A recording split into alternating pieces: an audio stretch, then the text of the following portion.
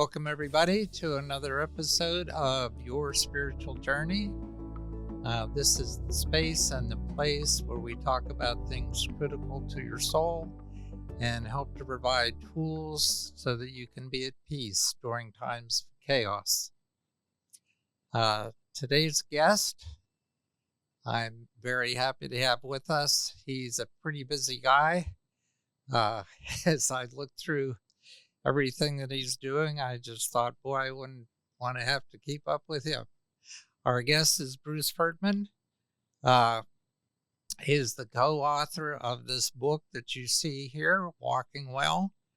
And he's very much into movement and has been around the concept of walking and movement and its importance for many years.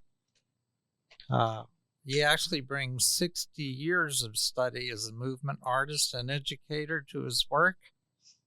He's trained in gymnastics and modern dance, ballet, and contact improvisation, as well as the Alexander technique, Tai Chi, aikido, and the Japanese tea ceremony.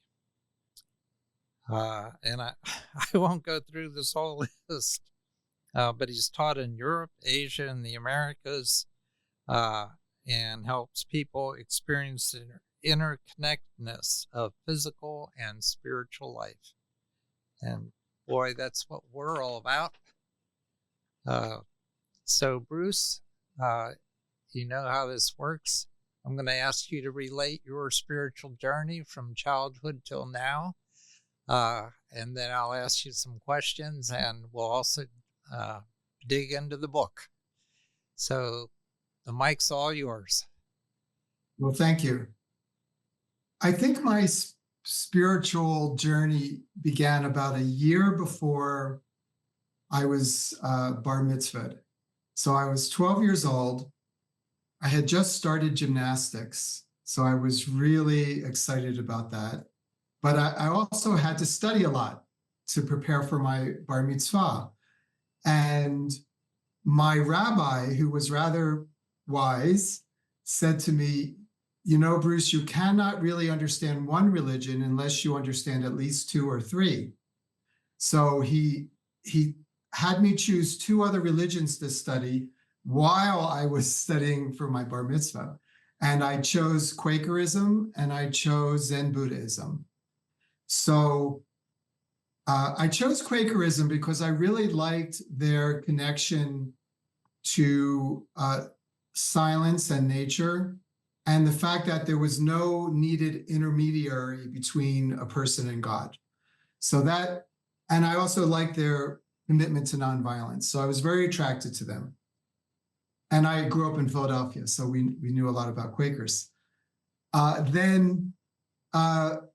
But what really got me was when I started to do research in Zen Buddhism, as best a 12-year-old can do before the age of computers.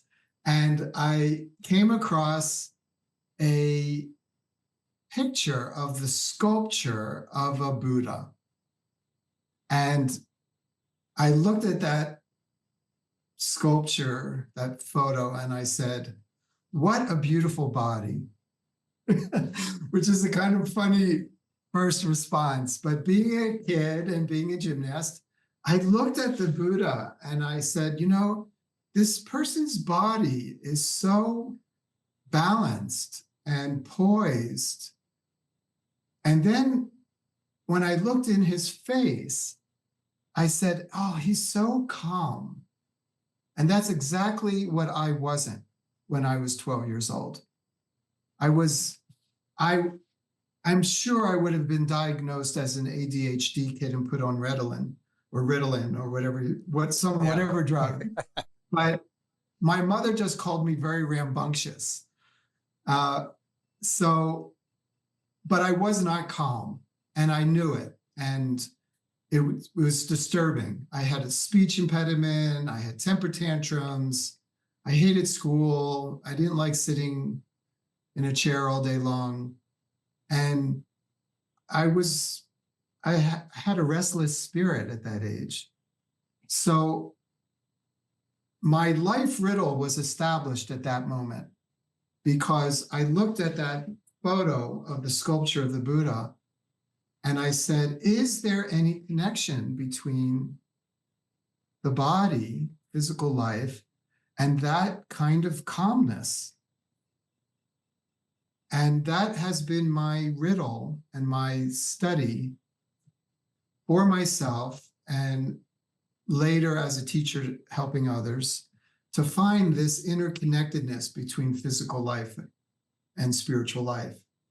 And Walking Well, many, many years later, this book came about because I had the idea that walking was the easiest way into teaching the most people about the interconnectedness between physical life, spiritual life, and nature.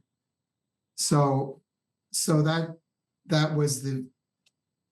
really where the book began, way back then. Yeah. It's interesting, I guess, that you found that connection between those two very separate religions, and yet saw the commonalities and the confluence that worked for you. This podcast has always been about people's individual spiritual journeys, no matter what religion or not practicing any religion, or their feeling of a connectedness to nature, that there's so many similarities rather than differences. And if we'd focus on those similarities, we could really see how we were all one. As I read this book, it just made me feel that what you were talking about, more than walking, was how to be in a body. Like, we're all spiritual beings, and we're spiritual beings in a body. And Yes. if we can figure out how to come to peace with that connection and make those work together, it can be an amazing experience. And I think you've done just a wonderful job of doing that. Well, thank you. That's actually my deepest intention for the book, because I'm all for exercise. I think exercise is wonderful and important and good for us, and I like walking for that reason, but it's not the main reason I walk. I walk in order to clear and open my mind. I walk to commune with the natural world. I walk to be close to other people. When I walk with people, walking for me is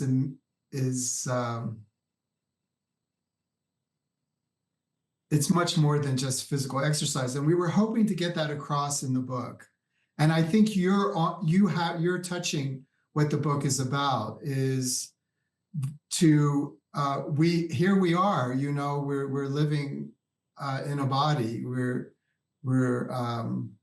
We're physical beings, but we feel so deeply that we're more than that. So how can we generate as much comfort, as much clarity and generosity and vitality and openness physically, so that it overflows into how we feel and how we interact with others in the world. So there's technique involved, like the body is designed exquisitely and beautifully, and there's an organic logic to the body. And when you start to learn that about that design and how it's made to work, it's just a gorgeous study. And it's not that, doesn't have to be that technical, but there are a few basic things that one has to learn in order to begin to move in balance and move harmoniously and easily. And out of that comfort, something starts to happen. And people start to realize, oh, it's great. It's good to have a body. It's like, I just need to learn how to respect it, how to treat it properly, how to respect it, how to handle it, how is it supposed to work, and that's our responsibility, that we're the guardians of that body while we're here. And we need to know how to take care of it. Yeah. So I'm curious because you are no longer in Philadelphia, obviously. You are in New Mexico. And that must have been a journey in itself of coming from the East, from Philadelphia and Penn State and Temple, and ending up where you are. So how did that transformation take place? Well, I was fortunate to go to Penn State University, and that was in the center of Pennsylvania. So for the first time, I was in the country, and I lived on a dairy farm for some years out there. And then I had my first experience of the natural world having an influence on me. So when I was in college, I read a book by a man named Scott Momaday. It was called The Housemaid of Dawn. It was called Housemaid of Dawn. And it won the Pulitzer Prize in Literature in 1968. He was only 35. He just died last year. So in this book, Housemaid of Dawn, I came across a chant, a poem from a Navajo ceremony called the Night Chant. And Scott quotes from it. And it's this poem that starts out, "In beauty may I walk." And it touched me very deeply. And I didn't think about it for years and years, but as fate would have it, at some point I moved out after my parents died and my life in Philadelphia was over. I moved out to New Mexico, a place I had always loved and spoke to me. The landscape spoke to me, and the indigenous cultures here spoke to me. So eventually, in my late 50s, I moved here, and I've been here ever since. Well, I noticed from your website that you hold a number of retreats. At least there were gatherings in New Mexico, and you have different dates listed. What do you do at those gatherings? What's the purpose of them? I'm happy to talk about that. I just to preface it a little bit, I have traveled and taught for many years, over 30 years, annually on the road for at least 4 months a year for 30 years. And a lot of that time I spent in Asia, teaching in Japan and living in Japan. And at a certain point, I said, it's time to go home. It's time to stop traveling, So I made this commitment to and I live in a very little Spanish village in northern New Mexico, way, way out. I have to drive for an hour and a half to go shopping to get my food. So I'm really far in the country. And and I suddenly had this feeling like, okay, I have arrived. I have finally traveled enough and I'm home. And I made a commitment to just stay here. And as soon as I made that commitment, it was like the world opened up. And I decided the house next to me was for sale. I bought the house, I renovated it. I made a little guest house. I said, I'm going to invite all the people I now know around the world and invite them to come and welcome them into my world. So I didn't know whether it was going to work, but I am here and I renovated this house and I designed 4 9-day gatherings, and lo and behold, people registered. And so I've been teaching them this summer for the first time, but I've been teaching 9-day events for 30 years. So I am comfortable teaching these gatherings where I help people to change, to deepen this relationship between physical and spiritual life. But now I'm doing it here, and I'm doing it in the context of walking. But I'm teaching walking on 2 different levels. So on the one hand, we spend a lot of time getting the body very attuned and balanced and coordinated and comfortable. And then we go out. I take people to places where there are no people, but they're exquisitely gorgeous places. And every day we go to a different place. And then we don't walk for exercise. We don't walk to get into shape. We don't walk to hike, even though we do, we end up out there for a long time. But we walk for a little while. We get tired. We have these portable stools. We sit down. We do some more meditative work, some more movement work. Then we feel like walking. We walk some more. We go to the lake, we watch the sunset, we come home, we eat dinner. So there is walking involved. But what I'm really doing, what I really have in mind, is teaching people how to live at a tempo that allows us the time to be in resonance with ourselves, with other people, and with the world we're in. So that's what I call finding your walking life. So most of us, the world around us now, as we all know, is moving very fast. We're suffering from a kind of acceleration that we can't quite keep up. Our nervous systems are having trouble keeping up with it. And there's an accumulation that's become a problem, and an acceleration that's become a problem. And so for 9 days, we live very simply. We move at a tempo that allows us to experience how we're doing, what we're doing, as we're doing it, how to receive the world through our senses, and very importantly, how to take in beauty moment by moment.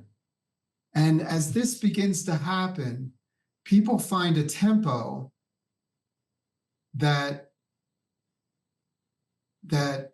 feels healthy. And so that's what I call walking. That's walking. Yeah. Well, speaking of senses, your book taught me a new word, and I just love books that teach me new words. And that word is proprioceptive.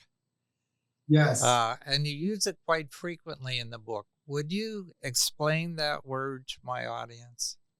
Yes, I will. And again, I'm going to back up a little bit and to say that when we're educated in school, when we go to school and we learn about the 5 senses, right? We learn about the senses that teach us that connect us to the world around us.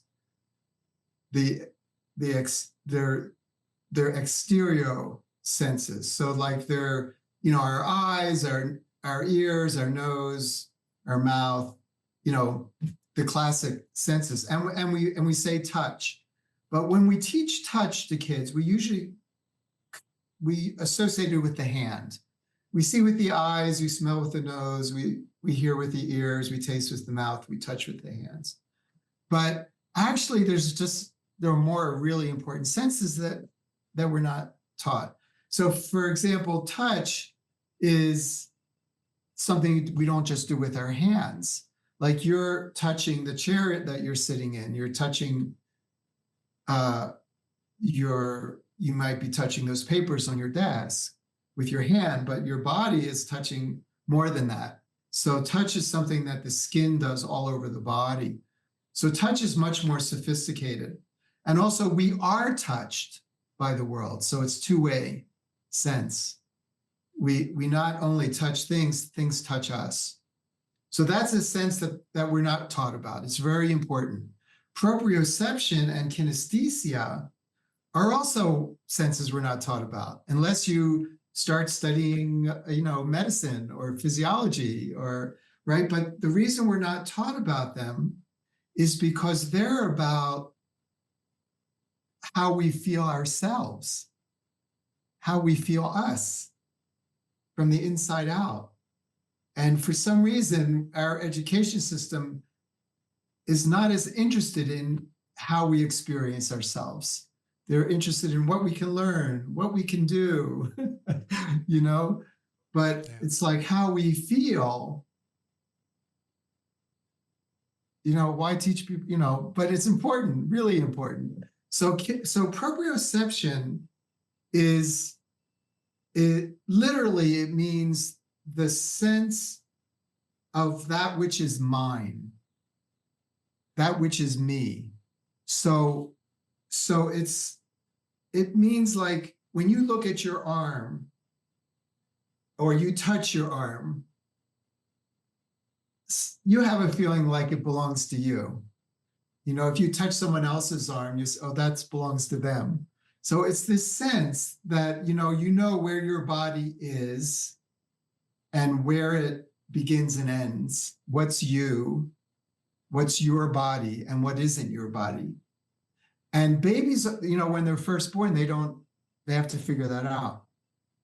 Yeah. They're not quite sure. That's why they're wiggling their fingers around and, right? It's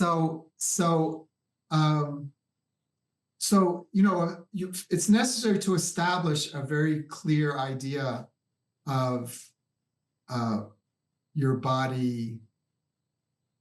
What's your body? And when people have a stroke, for example, they can sometimes lose that sense in a part of the body. And they'll look at their arm and it doesn't feel like it's theirs. Yeah. Now, I find this very fascinating because being a spiritually oriented person, I teach something that I call post-proprioception. And what that is when you start to have a feeling like that somehow you're more than just your body. Like when you start to feel that you're blending with the world, that you start to feel, you're lying on the grass and you start to feel like part of the earth. That's when proprioception is disappearing a little bit. And that's very healthy for adults. And often it's felt as a kind of spiritual experience when the body starts to lose its boundaries. So proprioception is very interesting. There's something called extended proprioception. That's when you hold a pencil and you can move it like it's part of your body. It's almost like your nervous system extends through this. But some people lose that when under certain conditions. Or that you can ride a bicycle and it feels like your body, or drive a car and it feels like your body. That in a way is extending your nervous system into something that that feels like it becomes part of your body. So that's what proprioception is. It made me think of an interview that I recently did with somebody who was able to see sound. So, and we had a discussion about how there are people who have multiple sensory experiences where, and these aren't on psychedelics, they're, you know, it's just something that they're either born with or have developed in a way that other people don't experience the world. Yes, it's called synesthesia. And that's it, synesthesia. Yeah. Yes, synesthesia. And it's very interesting that you bring it up, because in my work, I am attempting to get people to use their kinesthesia, their sense of movement, and their proprioception, their sense of where they are, while they are using their senses that orient them to the environment, to use all those senses simultaneously. And when you do that, you start to feel a physical, visceral connection to your environment. So,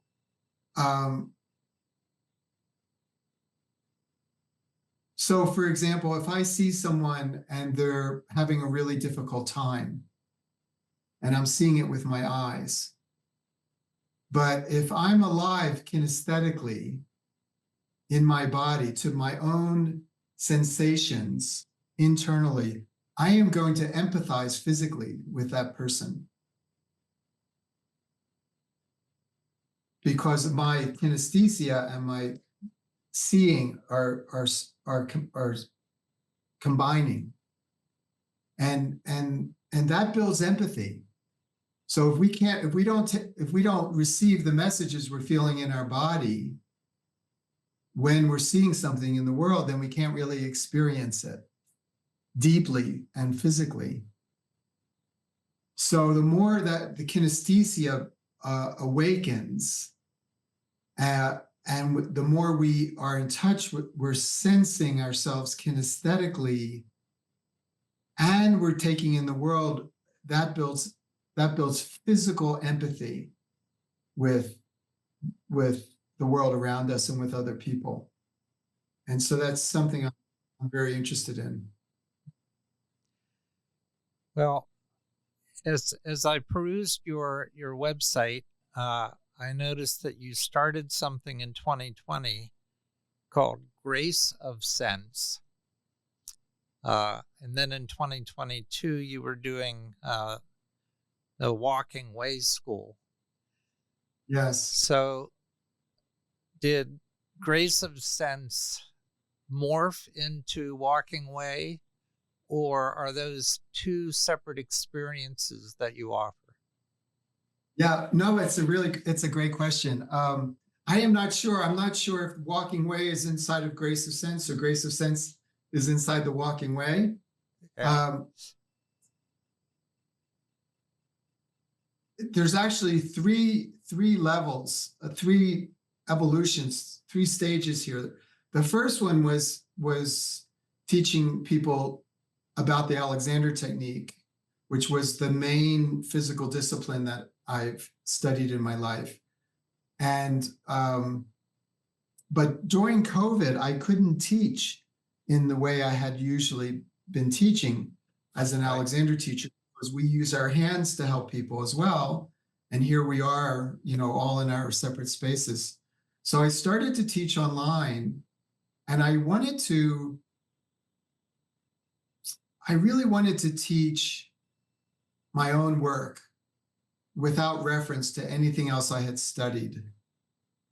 And so I came up with the term grace of sense. It comes from a T.S. Eliot poem, The Four Quartets, Bert Norton. And I liked it because, we often talk about a sense of grace, but he talks about a grace of sense. And I think he means partly that we're graced with sense. I mean, if we had no senses, what would be the point of going out for a walk? We wouldn't be able to experience anything, not ourselves, not our bodies, not the world, nothing. So there would be no point.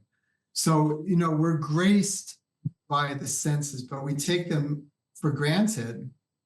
And it's sad that we take them for granted because they are, like Blake said, they are the inlets to the soul. They are the inlets to the soul.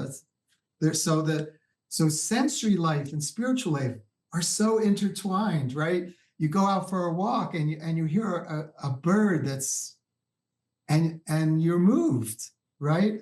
It's this obvious connection between the senses and the soul. You listen to I was listening to Bach toccatas this morning, and it's totally gorgeous, and it just moves your soul. But I couldn't have that experience without my ears. So they're so connected. So grace of sense, again, is really about this sensory and spiritual life.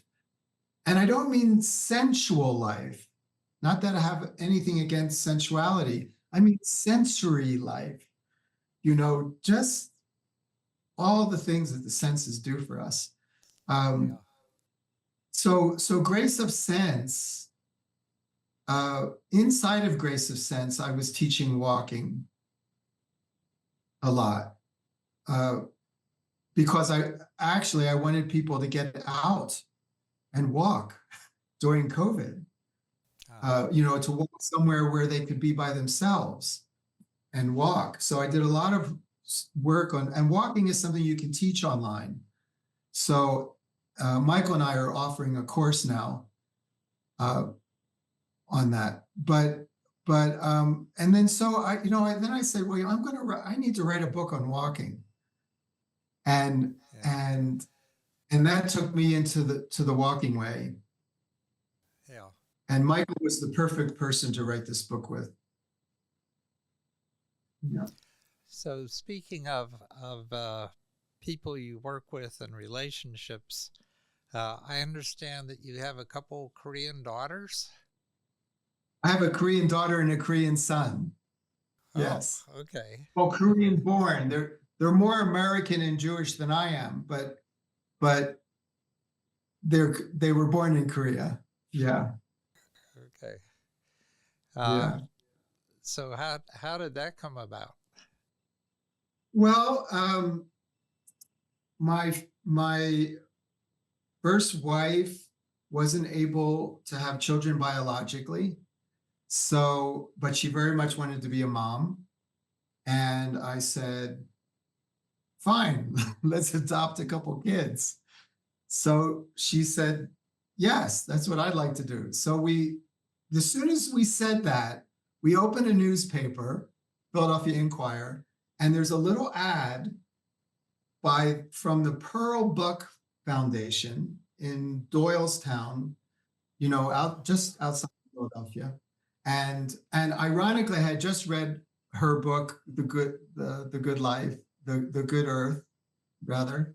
It's a gorgeous book, The Good Earth. I love that book. And and so I said, oh, Pearl Buck. And so we went to a meeting, and the rest is history. So that was how that came about. And then, because I had started studying Buddhism when I was 12 years old, I I was, I was somehow mysteriously drawn to Asian culture since I was a kid. Yeah. Uh, yeah. So it all, how that is a big mystery. Yeah, I had that same experience, and I did spend 13 months in Korea, and my sense of Korean children is just they're all so beautiful, and they all look like dolls. Uh, they're just amazing. When I had a good bit in Korea, and when I first landed in Korea, I felt home. I felt like, oh, good, everyone looks like me here, because because when you're when I was feeding my kids with a bottle, they were really babies. Um, I stared at them for so long, I started to feel like I look like them, and they think they look like me, and I think I look like them. So when I came to Korea and I was like around all people that look like my kids, I just said, ah, yes. So I ended up teaching there a good bit. Yeah. So how old are they now? 43 and 42 and 40. Okay. Yeah. And you said that that they're more Jewish than you are, so you raised them in the Jewish faith. Oh yeah, my wife was very observant and still is, and my first wife, and um, yeah, she really had us all um, living a very Jewish, joyful life, and Yeah. so we went through all the holidays in really fun ways. We built sukkahs and candles and delicious food and the whole thing. So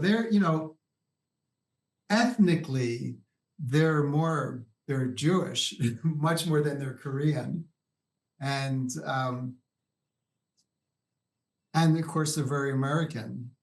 They're I'm Yeah. more worldly and more Asian in my thinking than my children are. Yeah, That's interesting. it is Uh, interesting. yeah, it was funny. I ended up in Korea in when I was in the army, and uh, I had always wanted to go to China, and that was the closest that I got to China. But I went there expecting to be able to be immersed in Buddhism, and when I got there, I found a very Catholic country. Yes, very conservative and And Catholic. the Buddhist temples are all in the parks, and that's where you go on the holidays. Uh, Yes, so it yes, was a very different experience than my expectations. yes, yes. I understand. So how about the way that you and Michael got together on this book? How did all that come about? Well, Michael and I met when we were in our 20s, and we were both young Alexander technique teachers, and we were both interested in martial arts, studying Tai Chi and Aikido. So we knew each other. And then, as again, fate would have it, Michael lived in Santa Fe for about 8 years. So we started to see each other a bit. And Michael is a very accomplished writer. He's written 18 books. One of them has sold almost 1 million copies, How to Think Like Leonardo da Vinci. So he's knowledgeable of the whole writing community. And when I had this idea for writing a book on walking, I thought to myself, this book could really help a lot of people. This book needs to get out there. And the only person I knew who might be able to do that with me was Michael. So we met down in Santa Fe when he was here. He lives in Rhinebeck, New York now, but he was in Santa Fe. So we hooked up. I taught him a few things in the very beginning chapter, like, how your feet work and things like that. And even though he's a superly well-trained mover, he learned it like he was a beginner, and he said, wow, this is so logical and it's so simple and it works so well. And I said, well, what do you think? And he said, well, let me talk to my editor and maybe I'll get him to publish your book you're writing. And then the publisher from New World Library came back to Michael and said, listen, why don't you guys write it together? Because you have more experience, writing this kind of book. So I said, well, yeah, let's do it. And then we basically talked to each other every day for a year and walked God knows how many miles, and we wrote this book together, and it's way better than either of us could have written by ourselves. It's been wonderful to write this with Michael. Well, based on the title, somebody might think that this book is about walking, but it's about so much more. In fact, when I got into the section on, well, let's talk about sitting and standing and sleeping and, those disciplines and what that means and the relationship to walking and movement. I guess that surprised me at first, and then I thought pleasantly surprised at what you had to say about those things. So could you talk a little bit about outside of walking, what else is in there? What other rich nuggets people are going to find? Yeah. Well, it's interesting when you watch a baby, like I have a family that lives next to me now, has a new baby. She's just about a year old, and she is a year old, and she's working on walking. I mean, it's going to happen in the next couple of weeks. She's going to take her first steps. So I've been watching her since she was born, and just watching how she's doing this. I remember doing it with my own kids, but they have to learn to sit first, right? And they do. They learn to sit, and they get good at that. It takes a while, and then they have to learn to crawl, and then they figure that out, and then they learn to lift themselves up from a squat to a stand. And then they like walk sideways. They hold on to things and they walk sideways. It's called cruising. And they can go from one place to another that way. And then finally they take a step forward. And it evolves like this. So to teach an adult how to walk well, you kind of have to go back developmentally. And you need to go revisit all those stages that a baby works out, because if you have certain restrictions in how you sit, you are going to bring them into how you walk. In other words, I say to people, the way you sit is the way you stand, and the way you sit and stand is the way you walk.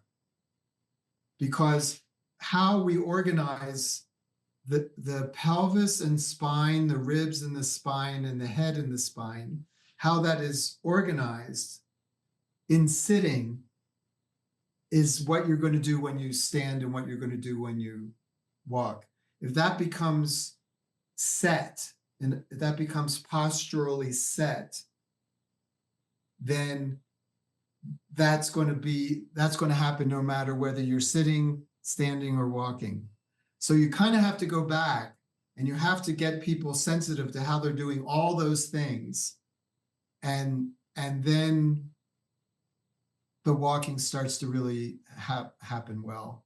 So you see, if you want to really teach people how to walk well, I mean, really teach them how to walk well, like not just to say, lift up your knees or hold up your chest or throw your shoulders back. If you really want to get to truly walking naturally, you're going to have to study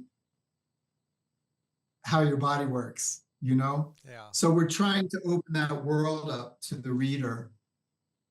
So that's the answer to that part. The second part of your question was about what some of the other goodies are in the book. And that, I think the third, well, you know, there's the first chapter that's about comfort. That's gotta come first.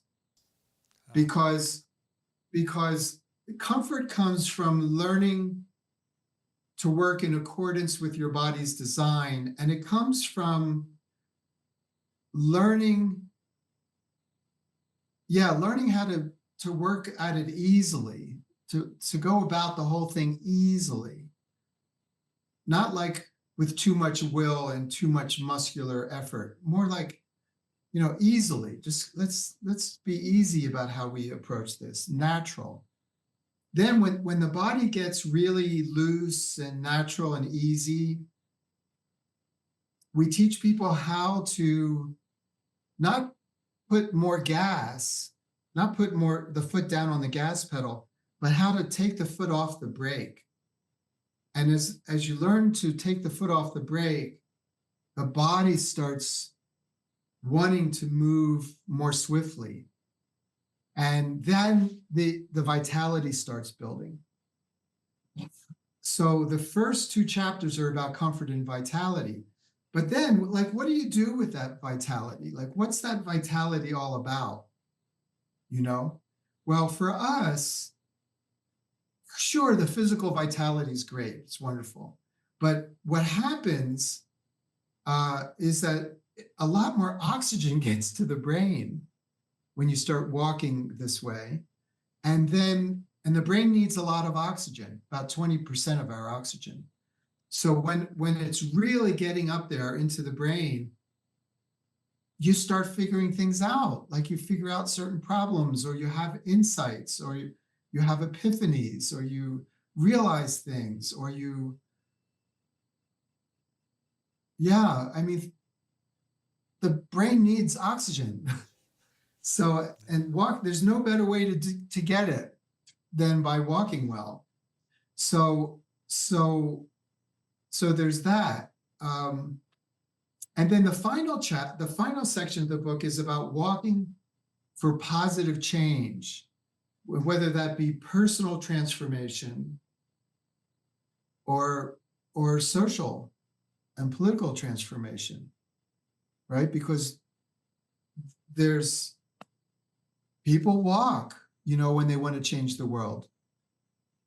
Like Gandhi, like Martin Luther King, you know, people walk because there's something dignified in walking. Yeah. It's the alternative to violence, sitting and walking. So Yeah, your comments bring a couple personal things to mind for me. One is today I met a 1-year-old who is my granddaughter, my first.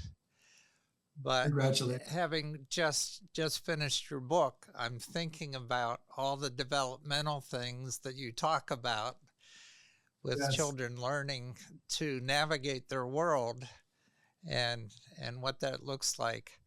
And there's just so much joy connected to that. And I think, as you point out in your book, we tend to take the joy away from it, and we can get that back. I mean, that's Yes. I believe part of what your book offers is to get the joy back from movement that was there. I agree. There's pleasure, you know, that there's spiritual pleasure. You know, it's physio-spiritual pleasure. That's really what we want for people. And you know, your word navigation is very right, because movement is, the more that a child can move, the bigger their world becomes, and the more they can explore, and the more they can learn. And so it's very, very connected to movement. And as we get older, we want to continue navigating in whatever way we can our world. We don't want our world to get smaller. So for the boomers, we want to get to everyone in this book, but I'm 73 and I have a special place in my heart for my generation. And and for my friends that are my age, and I want my generation to stay lively for as long as possible. And right, so in the Navajo night chant, it says, "In old age, wandering on a trail of beauty, lively may I walk." And that sort of encapsulates the book. It may be in midlife, wandering on a trail of beauty, right? Yeah. But in the night chant, it specifically says, "In old age, wandering on a trail of beauty, living again, may I walk," right? So what does that mean? Well, it means, may I let myself walk, instead of running, instead of plotting, instead of worrying. May I just let myself walk. May I let myself live my life, walk through this day. May I let myself walk through this day, wandering on a trail. And wandering is great, right? It's not like walking to get something done. It's like what those little kids do, like a 1-year-old does. They are wandering around the room. Look at this. Look at this. They're wandering. And yeah. So my walking way is not about hiking. It's about correct. Yeah, sure. It's about wandering on a trail of beauty. I love hiking, nothing against it. But I'm interested in wandering on a trail of beauty, lively may I walk. That's what it's, and not just I, but lively may we walk, Yeah. Yeah. Well, it helps. I guess I identify with this a lot. I'm a boomer, and it was only in my 70s that I discovered walking, and now I have a compulsion. I can't not walk. I have to take a walk a couple times a day, and that whole idea of oxygen to the brain. When we say I need to take a walk to clear my head, that that Exactly. just fits perfectly, because that's what happens. Yes. And actually, oh, sorry. Go ahead. That's all right. It's just that I feel compelled to walk. I have to walk a couple times a day. That's what we want. That's really what we want, because you want it to start to feel like, oh, I didn't brush my teeth. Right? Oh, yeah, I need to, so it's like, oh, I didn't go for a walk today. I say it's a little bit like watering the body. If you have plants in your house, or you have a cat or a dog, like you're not going to forget to feed your dog or feed your cat or water your plants. If you really love a plant person, you're going to like really be right. But we don't water our bodies, right? And the action that waters our body more than anything is walking. Yeah. That's the only way to water the muscles and the fascia in the body is to move it. And the most natural way for us to move is to walk. Yeah. Well, I could continue this conversation for another hour, but unfortunately we're out of time. And at this point in the interview, I always ask the guest if they would leave our audience with a few words of wisdom. So whatever you might want to put out to the audience that would help them move forward, now's the time to do it. Do you say a few words of wisdom? Yeah. Oh, The book's full gee of them, whiz. so not that many, but a few.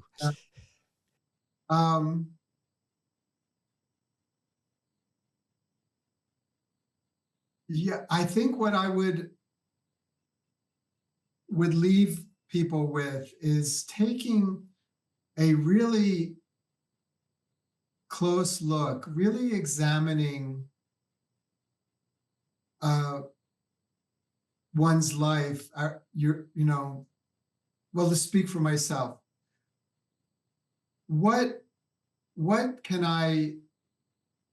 how can I accumulate less? It's not so much for me about more, getting more. It's really about